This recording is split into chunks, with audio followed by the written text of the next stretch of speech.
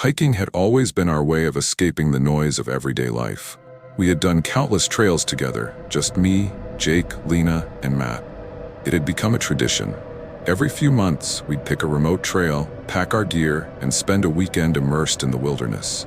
We thought we knew what we were doing, but this time we were wrong. We set out early in the morning, parking our cars at a nearly empty lot at the base of the Blackwood Ridge Trail in Montana. The sun was just beginning to rise, casting long golden streaks across the rugged peaks in the distance. The crisp morning air carried the scent of damp earth and pine, filling my lungs as I stepped out of the car and stretched. The trail wasn't as well known as some of the more popular ones, but that was part of the appeal. Fewer crowds, more nature. The silence of the wilderness was calming, only broken by the occasional rustle of a squirrel darting through the undergrowth or the distant call of a hawk soaring overhead. The first few miles were perfect. The dirt path was well worn, winding through towering pines that swayed gently in the breeze. Sunlight dappled through the dense canopy above, creating a patchwork of light and shadow along the forest floor. Lena was snapping photos every few minutes, pausing to capture the way the light hit the trees or the mist rolling over the distant hills. Matt and Jake were joking around, racing each other up short inclines, their laughter echoing through the trees. Everything felt like just another trip. But then we saw them. It started around midday. We were about 5 miles into the hike when Lena pointed out a group of 3 men further up the trail. They were dressed like hikers, but something about them was off. They weren't carrying much gear, no large backpacks, no sleeping bags, just small packs slung over their shoulders. And they weren't talking. They were just standing there, watching us as we approached. "Let's just walk past," Matt muttered under his breath. We did. The men didn't move. They barely even acknowledged us, aside from the way their heads subtly turned as we passed by. A chill crawled up my spine. Something was wrong. By the time we reached a small clearing to set up camp, we had almost forgotten about the men. Almost. The spot we picked was perfect. Flat ground close to a small stream, surrounded by thick forest. We pitched our tents, built a fire, and cooked dinner as the sun dipped below the horizon. Then, sometime after midnight, I woke up. At first, I wasn't sure why. The fire had burned down to embers. The only sound was the rustling of the wind through the trees. I turned over in my sleeping bag, about to drift back to sleep, when I heard it. Footsteps, soft, slow, just beyond the tree line. I held my breath, listening. My heart pounded in my chest.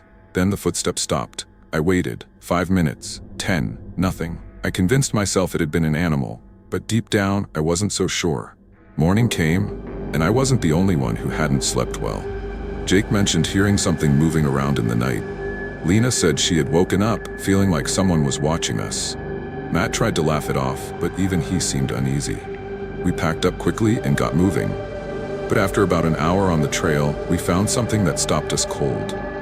A piece of cloth, torn and stuck to a tree branch. It was dirty, dark red, almost rust-colored. And just beyond it, carved into the bark of a tree, were 3 deep, jagged slashes.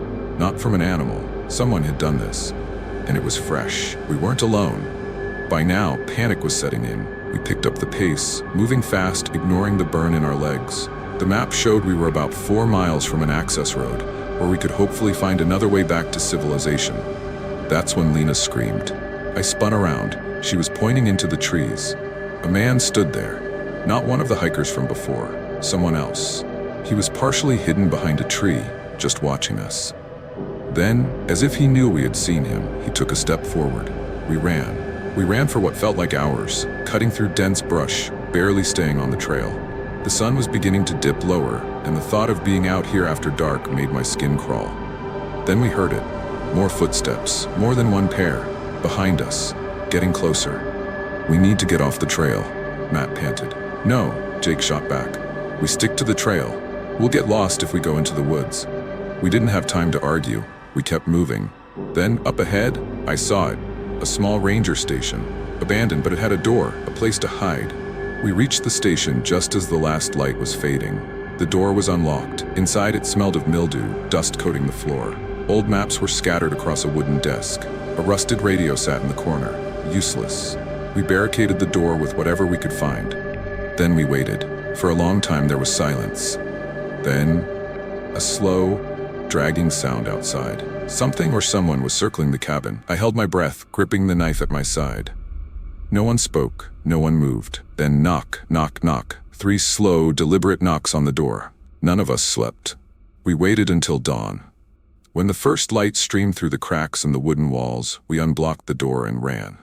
We didn't stop, not when we heard rustling in the distance, not when we saw movement between the trees. We reached the access road by noon, breathless, shaking, and exhausted. There was no one there, no cars, no signs of other hikers. But as we stood there trying to catch our breath, Lena pointed at something in the dirt. Footprints. Leading away from where we came. Someone had been watching us the whole time. We left that trail behind us, but it never really left us. We stopped planning hiking trips, stopped talking about the wilderness the way we used to. Even now, years later, when I see a dense forest or an overgrown trail, a chill creeps up my spine. Because some things are best left undiscovered, and some places should remain unexplored.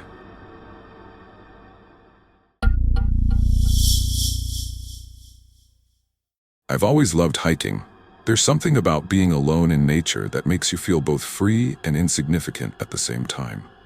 The rhythmic crunch of boots against dirt, the crisp mountain air filling your lungs, the quiet hum of the wilderness. It's the kind of solitude that's supposed to be peaceful. But that day, I learned that being alone in the wild can be the most terrifying thing in the world. It was early fall in Colorado, the kind of season where the mornings were crisp and the afternoons felt like a lingering echo of summer. I had been looking forward to this solo hike for weeks. The Lost Creek Wilderness Trail wasn't the most remote in the state, but it was long and isolated enough that I knew I wouldn't run into many people. That was exactly what I wanted. Just me, the trail, and the open sky. The parking lot at the trailhead was nearly empty when I arrived. Just 2 other cars, their owners presumably miles ahead of me by now. I stepped out of my vehicle and took a deep breath, the cool mountain air filling my lungs. The only sounds were the rustling of golden aspen leaves and the distant chirp of birds. I checked my gear carefully, double-knotted my hiking boots, adjusted the straps of my pack, and made sure my GPS was working. I had a detailed map, enough food and water for a full day, a first aid kit, and a knife clipped securely to my belt. A cautious habit, but one I had always followed. The first few steps onto the trail felt exhilarating. The dirt path crunched underfoot, the scent of pine and damp earth filling the air. I wasn't worried. I had done hikes like this dozens of times before. I should have been worried. About 2 hours into the hike, I reached a split in the trail. One path led up toward the ridgeline, while the other dipped into a dense section of forest. I checked my map. Both would eventually reconnect, but the ridge was more exposed and the forest path seemed more scenic. I chose the forest. About 20 minutes in, I noticed something odd. The birds had stopped chirping. Now, I know that sounds like something out of a horror movie, but it's a real thing. Birds and small animals go quiet when there's a predator around. I stopped walking, listening carefully, but I didn't hear anything except the wind through the trees. Still, a strange unease settled in my gut. I shook it off and kept walking. I was deep into the forest section now. The sun barely filtered through the dense canopy, casting long shadows over the narrow trail. I hadn't seen another hiker since I started, and I was enjoying the isolation, until I heard footsteps. At first I thought it was my own, an echo maybe, but then I stopped, and the sound kept going. Slow, deliberate, just far enough behind me that I couldn't see who or what it was. I turned quickly, scanning the trees. Nothing. A chill ran down my spine. Maybe it was just a deer, I told myself. Maybe another hiker taking the same route, just lagging behind. But I couldn't shake the feeling that something was wrong. I picked up my pace, wanting to put some distance between myself and whatever was behind me. After about an hour, I came across a small clearing with an old, abandoned campsite. A rusted-out fire pit, a collapsed tent, and a few scattered beer cans suggested that someone had camped here a long time ago and never cleaned up. Then I saw something that made my stomach turn. A single hiking boot, worn, covered in dirt, and sitting perfectly upright in the middle of the clearing. I don't know why, but that boot unsettled me more than anything else. It wasn't tossed aside like someone had lost it. It was placed there, like a warning. I didn't stick around. I kept moving, trying to shake off the growing unease in my gut. I told myself I was just spooked from being alone too long, that my mind was playing tricks on me. Then, in the distance, between the trees, I saw someone. A dark figure standing still, just barely visible through the thick foliage. Too far to make out any details, but close enough that I knew they were watching me. I froze. "Hello?" I called out, trying to keep my voice steady. No response. I took a step forward. They stepped back. My heart pounded. This wasn't a lost hiker. This wasn't someone who needed help. They were following me. I needed to get out of there. Fast. According to my map, there was a shortcut that cut through a narrow ravine and connected back to the main trail. It would save me at least an hour. I practically jogged the next mile, stealing glances behind me every few minutes. I didn't see the figure again, but I felt them. That awful sensation of being watched never left me. When I reached the ravine, I hesitated. It was steeper than I expected, the path winding sharply between jagged rock formations. But I had no choice. I started down. Halfway through, I heard movement above me, a sharp crack, like a footstep on loose gravel. I looked up just in time to see a dark shape moving along the ridge parallel to me. They were trying to cut me off. I ran. I don't remember much about those last 30 minutes. My legs burned, my lungs ached, but I didn't stop. I didn't look back. When I finally burst out of the woods onto the main trail, I nearly collapsed. My car was in sight. Civilization. Safety. I practically threw myself into the driver's seat, locked the doors, and tore out of the parking lot so fast my tires kicked up dust. I didn't stop driving until I was miles away. I never reported it. What would I even say? That I got paranoid on a hike? That I saw someone who never technically did anything to me? But I know what I saw. I know what I felt. And I know that if I had made one wrong turn, if I had been just a little slower, I might not have made it out at all.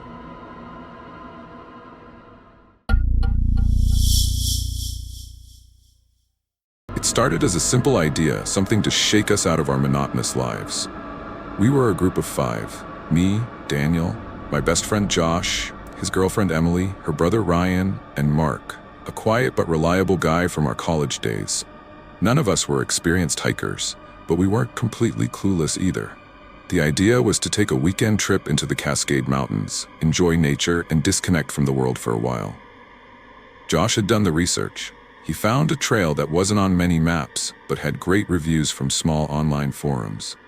Undiscovered beauty, they called it. A bit more challenging than a typical hiking route, but manageable for amateurs like us. We packed enough supplies for 3 days, carried a satellite phone for emergencies, and made sure everyone had the basic survival essentials. We had no idea what we were walking into. The first day was perfect. The air was crisp, the trees towering above us in a canopy of green and gold. We laughed, took pictures, and made jokes about who would complain first about the sore muscles. It was Ryan. Mark, as usual, kept to himself, but his silence wasn't uncomfortable, just part of who he was. We set up camp by a small river, cooked some instant noodles, and passed around a bottle of whiskey as the sun set. The only strange thing? We hadn't seen a single other hiker all day. Not one. It was unusual for a trail with such great reviews, but we chalked it up to the remote location. That night, I woke up to what I thought was the sound of footsteps, a slow, deliberate crunching of leaves. I sat up, heart hammering in my chest, but when I peered outside the tent, I saw nothing but darkness. Telling myself it was just an animal, I forced myself back to sleep. When I woke up again, I noticed something even stranger. My boots had been moved. I had left them neatly beside my tent before sleeping, but now they were a few feet away, turned in the opposite direction, as if someone had picked them up, examined them, and set them back down carelessly. A cold dread settled over me, but I told myself I was imagining things. I never mentioned it to the others. The next morning, we packed up and continued along the trail. About 2 hours in, we stumbled upon something odd. An old, weathered sign nailed to a tree. The letters were barely legible, but we made out a few words. Turn back. Not safe. The others laughed it off. Ryan even took a selfie with it. Probably some old joke from another hiker, Emily said. I wanted to believe that, but something about it made my stomach twist. As we walked on, the trail became rougher, the trees denser. We lost the river, and with it, our best source of navigation. Josh checked the GPS on his phone, but it refused to load. Mark pulled out the satellite phone just to check, but the signal was weaker than expected. Still, we weren't worried. Not yet. By midday, we realized we had taken a wrong turn. The path was barely a path anymore, more like a game trail, winding through thick underbrush. We debated turning back, but Josh was confident we could find a way forward and reconnect with the main trail. Then we found the first backpack. It was half buried in dirt, covered in mildew and moss. Inside were old supplies, snacks long expired, a water bottle with algae growing inside, and a torn jacket. The strangest thing? A notebook, its pages damp but still readable. The last entry was chilling. They're not animals. They watch, they follow. Don't trust the traps. That was the moment we should have turned back. We didn't. An hour later, we heard the scream. It came from somewhere ahead, sharp, sudden, and human. Without thinking, we ran toward it. The sound led us to a clearing where the trees had been stripped bare, bark gouged as if by knives. In the center lay an abandoned campsite. The fire pit was long, cold, and torn sleeping bags littered the ground. But the most horrifying thing was the blood, dark stains smeared across the rocks and dirt. No bodies, Mark muttered. No bones. Just this. A terrible thought crept into my mind. Someone had been here. Someone had been hurt. But they hadn't died here. They had been taken. By evening, panic was setting in. Every attempt to find the main trail failed. The forest was twisting around us, every direction looking the same. Then Ryan tripped. His foot caught on something, and before we could react, a wooden spike snapped up from the ground. It missed his leg by inches. A trap, handmade but effective. Someone had set it. And if there was one, there were more. Mark took the lead, eyes scanning for anything suspicious. That was when we heard the laughter, distant, barely audible, but unmistakable. Someone was watching us. That night, we didn't sleep. We took turns keeping watch, huddled together in the dark. The laughter never came again, but twigs snapped in the distance, and shapes moved just beyond the fire's light. Emily started crying. Josh gripped the satellite phone like a lifeline, but the signal was dead. Our only option was to wait for daylight and move as fast as possible. At some point, I closed my eyes. When I opened them, Mark was gone. We found him at dawn. He was alive, but barely. His shirt was torn and blood ran down his arm from a gash on his shoulder. "They hunted me," he whispered. "Not animals, people." We didn't wait. We ran. Every turn felt like a trap, every movement in the trees a warning. We pushed through exhaustion, fear fueling our steps. Then, just as hope started to fade, we heard the river. Rushing water. Civilization. We followed it, and by some miracle, we stumbled onto a real trail. Hours later, we found help, a park ranger, startled by our appearance. He called for backup, and soon we were safe. The authorities searched, but they found nothing. No traps, no abandoned campsite, no bodies. Just an empty forest and an old weathered sign nailed to a tree. Turn back. Not safe. They said we were lucky, that we had just gotten lost, let our minds play tricks on us. But we knew the truth. Something was out there, and it was watching.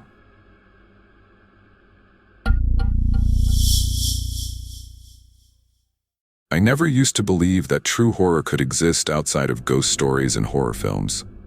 That was before I spent 72 hours trapped in the mountains, alone, wounded, and questioning whether I was being hunted by something far worse than a supernatural entity.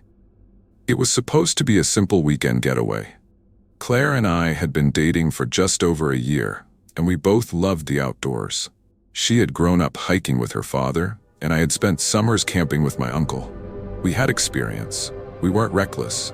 We did everything right, or at least we thought we did. The plan was a 3-day hike through a lesser-known trail in the Rockies, away from tourists and casual hikers. Claire had found a blog post about it, a supposedly undiscovered gem with breathtaking views. It wasn't officially marked on most maps, but we had GPS, emergency supplies, and enough food for an extra day. We weren't worried. The first day was everything we had hoped for. The trail was peaceful, and the landscape was stunning. We set up camp near a small stream, cooked dinner over a portable stove, and watched the stars. It was perfect. The second day, things changed.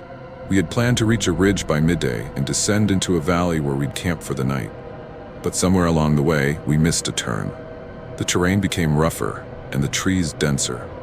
We checked the GPS, but it started acting erratically, spinning us in circles. I chalked it up to interference or a weak signal. Claire was the first to notice it. The silence. In the mountains, there's always some noise. Birds, insects, the rustling of leaves. But all of a sudden, everything was still. It was unnatural. We both felt it, though neither of us wanted to say it out loud. The air felt heavy. It was as if the whole forest was holding its breath. Then we found the first sign that something was very, very wrong.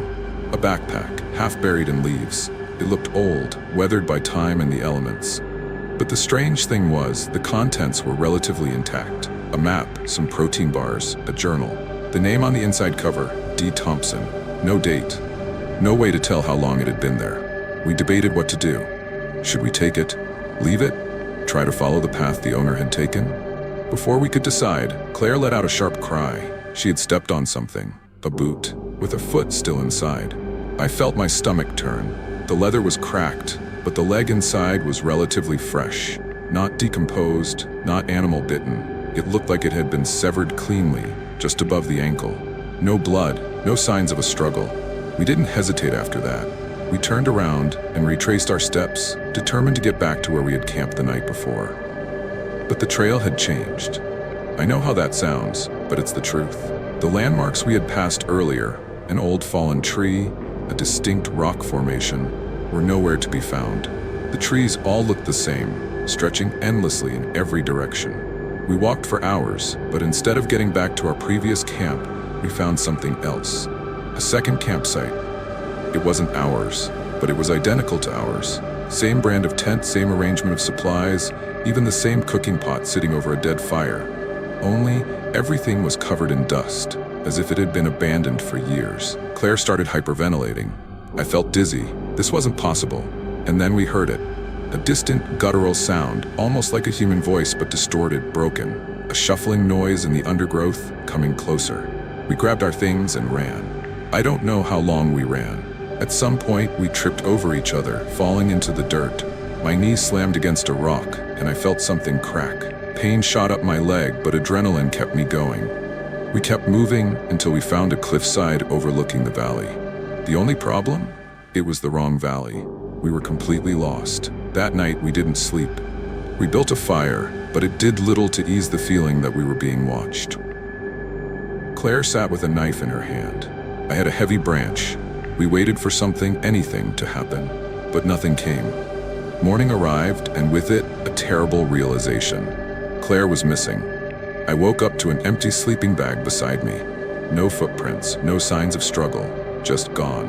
Panic set in. I screamed her name until my voice cracked. I searched for hours, limping through the forest, my injured leg barely supporting me. That was when I found the second boot. This one was Claire's, and beside it, a message carved into the bark of a tree. Run. I didn't hesitate. I ran.